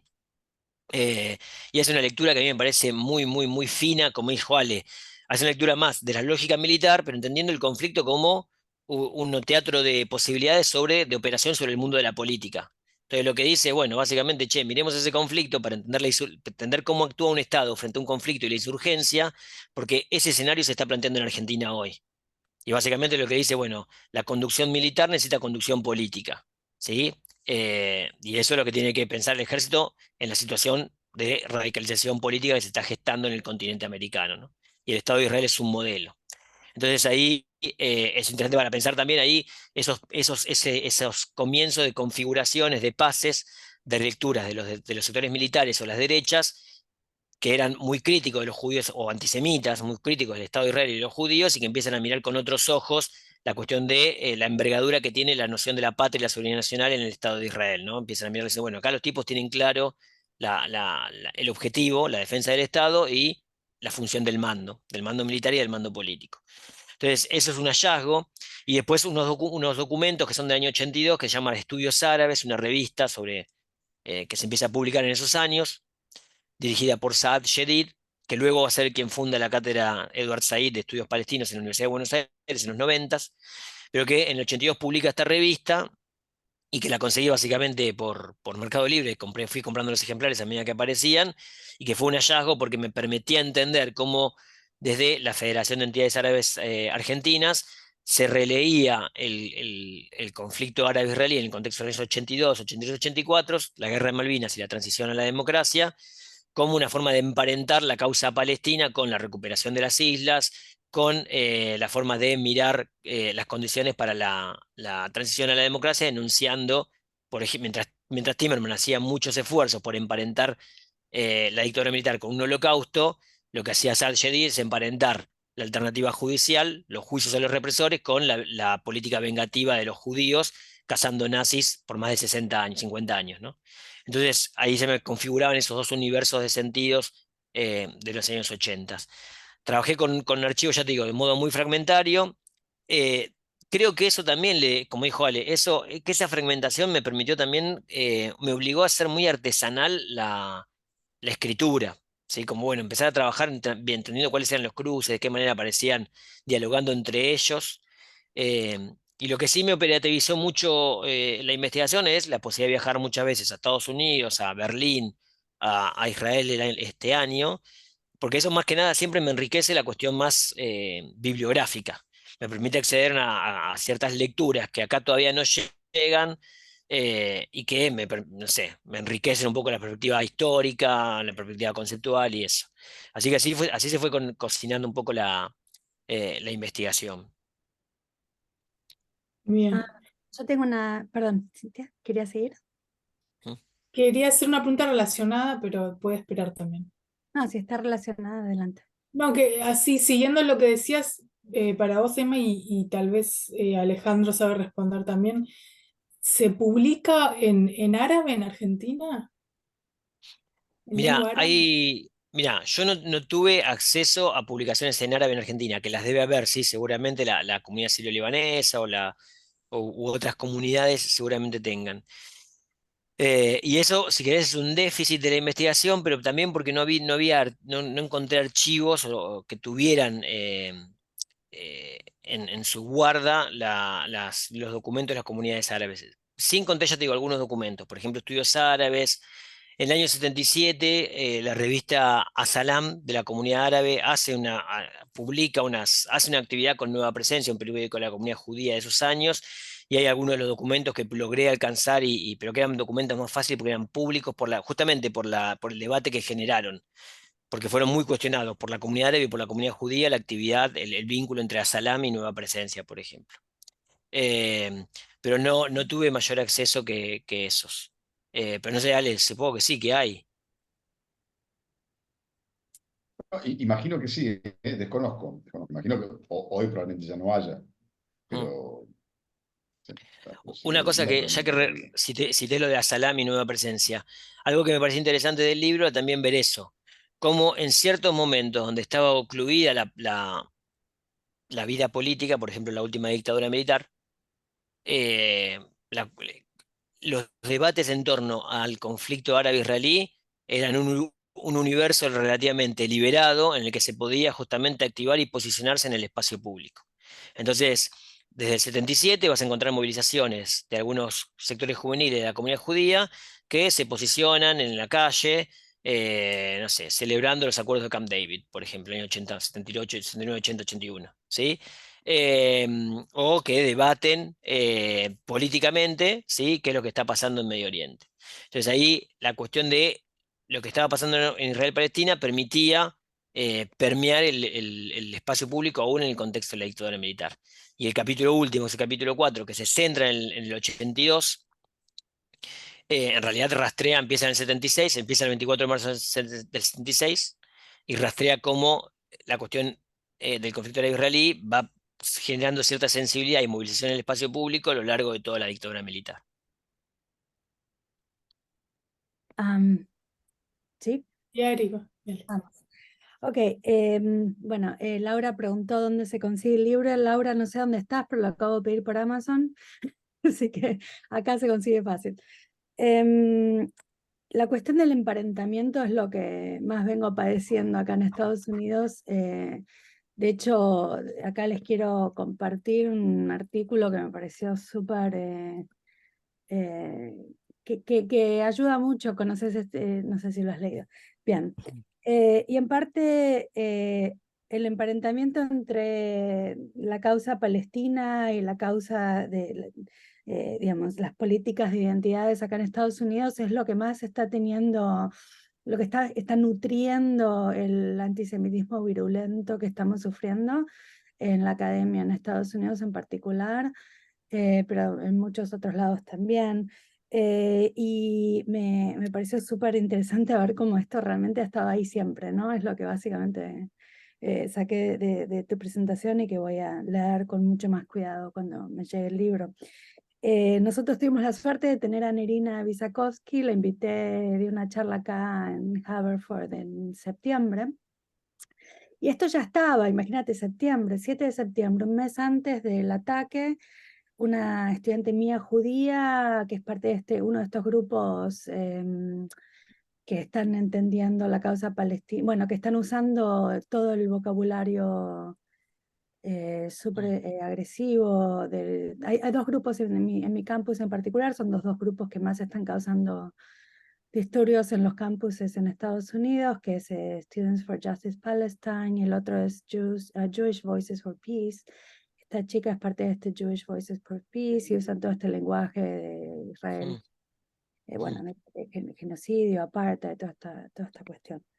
Y ella, esta estudiante, le pregunta a Nerina, después de Nerina da toda una charla sobre la historia bueno, de su investigación general, pero particularmente la que está haciendo ahora, ¿no? La comparativa, la transnacional del ICUF en todas en las Américas, ¿no? Y le pregunta cómo percibe la izquierda dijo, ¿no? La izquierda judía, la izquierda, ¿Cómo entiende la izquierda a los movimientos antisionistas? Que es cómo se identifican ellos. Bueno, ni yo entendí la pregunta que yo le estaba haciendo a Nerina ni Nerina. No sé, las dos como que la respuesta de Nerina fue nosotros no somos antisionistas, no somos sionistas, pero no somos antisionistas. Cosa que me pregunto si hoy día eso va a empezar a cambiar, ¿no? En Argentina espero que no, porque para mí pude estar en Argentina una semana después de los ataques y fue como un oasis. Sentir que por lo menos la sensación térmica general no era antisionista. Y me pregunto, y esto viene a tu comentario sobre que ojalá sigas trabajando, no en el presente, pero por lo menos hasta los años 90, por favor. Y mi sensación en Buenos Aires era si no fue por los ataques de los años 90, que hay esta sensación generalizada en Argentina de apoyo a la comunidad judía, por lo menos. Sí, bueno, ahí por ahí también Adri puede sumar algo, yo doy mis impresiones. Yo creo que son dos cosas que confluyen. Efectivamente, los atentados acá, hay tres cosas. La primera es que la cuestión de eso lo vengo diciendo desde hace tiempo. La cuestión judía se introduce muy tempranamente en el debate público en Argentina, desde el principio del siglo XX, ¿sí? Eh, Generando obviamente distintas formas de consensos y también reproches o distanciamientos de la cuestión judía. No es que este es un país que siempre resultó amigable, acá hubo mucho antisemitismo. Como dice Roland Rein también, ese antisemitismo estuvo ahí, pero tampoco fue que hizo incordiosa la vida de los judíos a lo largo de los 100 años de historia argentina. Pero a la vez uno le debería decir a Roland, bueno, tenés razón Roland, pero bueno, hubo dos atentados, hubo desaparecidos en las dictaduras, el antisemitismo está, ¿sí? Pero a la vez la cuestión judía se debate desde por lo menos fines del siglo XIX, principios del siglo XX, ¿sí? Y eso lo ha trabajado muy bien Daniel Bovich en su libro El antisemitismo en Argentina. Y obviamente Leo Segman también, todos lo han trabajado muy bien, ¿sí? Em, pero yo creo que en particular, en función de lo que decís vos, el clima puede ser otro porque, por lo menos hasta el día de ayer, ¿sí? La memoria sobre lo que había acontecido durante la dictadura militar había sido como muy solidaria, o al revés, la memoria del Holocausto durante mucho tiempo fue muy solidaria en términos conceptuales, pero también en términos también de prácticas, respecto de la memoria de lo que había acontecido durante los últimos años de la dictadura militar, ¿sí? En Argentina. Entonces ahí había una construcción de cierta emparentamiento también entre la noción de las víctimas de una experiencia histórica y de otra experiencia histórica que aparte, de alguna manera, se profundiza con los atentados, digamos, ¿no? Eh, con matices, porque es verdad que después de los atentados, eh, algunos organismos de derechos humanos, algunos actores de esos organismos también tuvieron una posición muy crítica respecto al Estado de Israel, ¿no? Pero básicamente ahí hubo una sensibilidad, una empatía respecto de los judíos como víctimas en la historia argentina también. Daniel Bovich lo dice muy bien, bueno, no hubo movilizaciones de solidaridad con los judíos como las de los días inmediatamente posteriores al atentado a la AMIA, ¿sí? Donde, no sé, en el 62 después de la ejecución de Eichmann, que el antisemitismo era voraz, la DAI reclama una huelga, algunos comercios se suman, pero no todos los comercios de Buenos Aires cierran por eso. En 1994, después del atentado, básicamente la movilización es masiva, ¿sí? Entonces ahí hay algunos componentes que deberían explicarse. Y después, yo creo que durante efectivamente los primeros años del kirchnerismo, hubo muchos vínculos entre ese universo de actores del Movimiento Nacional y Popular que cruzaban o se vinculaban con ese mundo judío. No sé, el acto de 2004, en donde en la sede de la AMIA se pone la placa de Brodsky, recordatoria de los desaparecidos judíos, aparecen Néstor y Cristina, ¿sí? Y están en ese acto. Y Cristina va a estar, y esto Ale lo sabe bien, Adrián también, y Cristina va a ir en cada viaje a Estados Unidos, a las aperturas de las conferencias de Naciones Unidas. Cristina iba al encuentro con el American Jewish Committee, se reunía con Jacobo Kovalov, y la decisión estratégica de que Timerman Héctor fuera primero el cónsul en Nueva York y luego fuera el embajador y luego fuera el canciller, tenían que ver con cómo se se jugaba ese vínculo entre la comunidad judía norteamericana, el Estado de Israel. Había lecturas ahí que eran más bien complejas. Y que yo entiendo que me parece que se empiezan como a trastocar con el memorándum con Irán, que involucra otras cuestiones, pero que empiezan justamente a hacer que se tome distancia entre ese mundo judío, particularmente algunas instituciones, y la identificación, el vínculo con el kirchnerismo. Respecto de lo que dice Adriana, a mí me parece interesante, porque es cierto que hoy lo que uno puede encontrar en Argentina, todavía en una secuencia que es como muy de baja densidad, que no es lo que está pasando en Estados Unidos, no es lo que está pasando en Francia, se puede encontrar que efectivamente hay muchos jóvenes judíos que aparecen solo en el espacio público diciendo yo soy joven judío, pero no apoyo al Estado de Israel, no es mi nombre. Bueno, eso en México tiene otra densidad, por ejemplo. En Estados Unidos tiene otra densidad. En Argentina está, pero todavía está lateralizado. ¿Sí?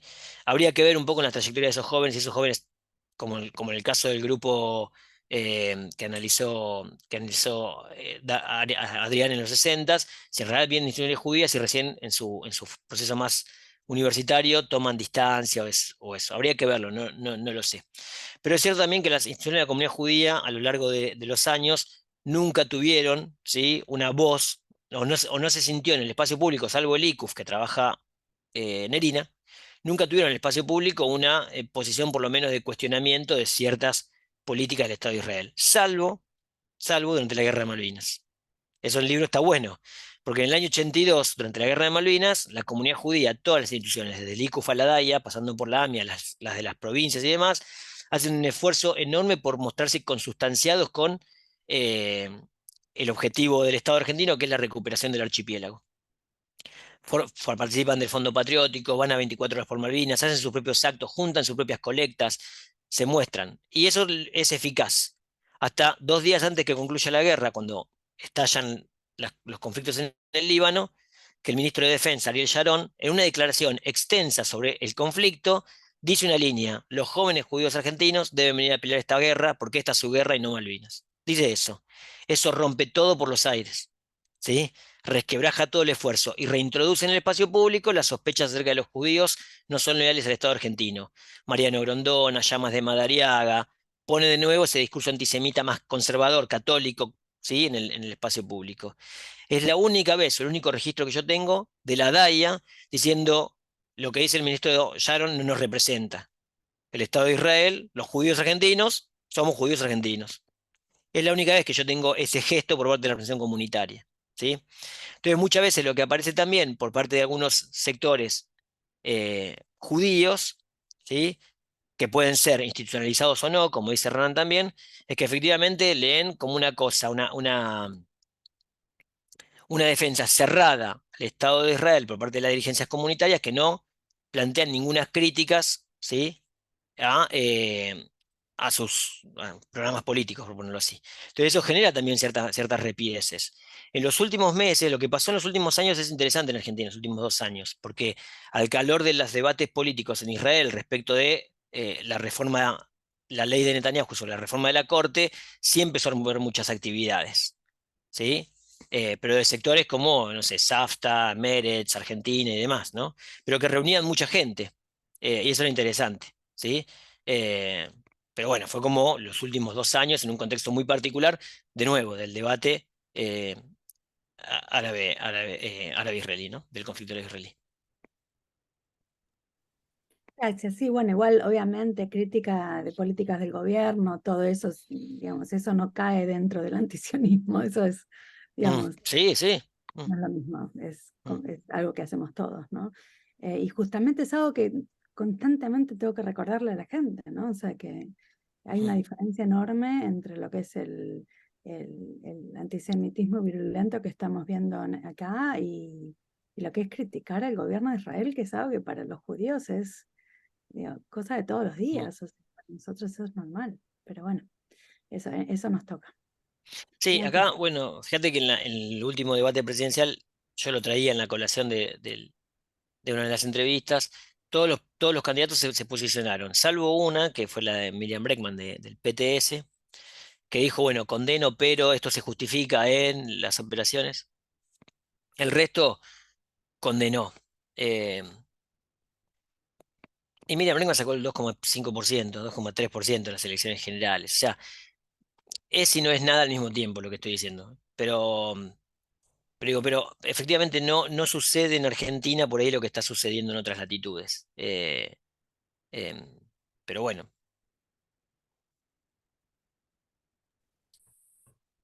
Bueno, muchas gracias, Emanuel. Vamos a cerrar el evento. Fue muy rico. Les agradezco a los tres, al público también, y espero que vengan tiempos mejores. Y nos vemos el 13 de diciembre con el próximo evento de Simaña. chao, muchas gracias. Gracias, Adri, gracias, Gracias a Ariana, todos. Cintia, Chao. Ale, Laura. Chao, chao.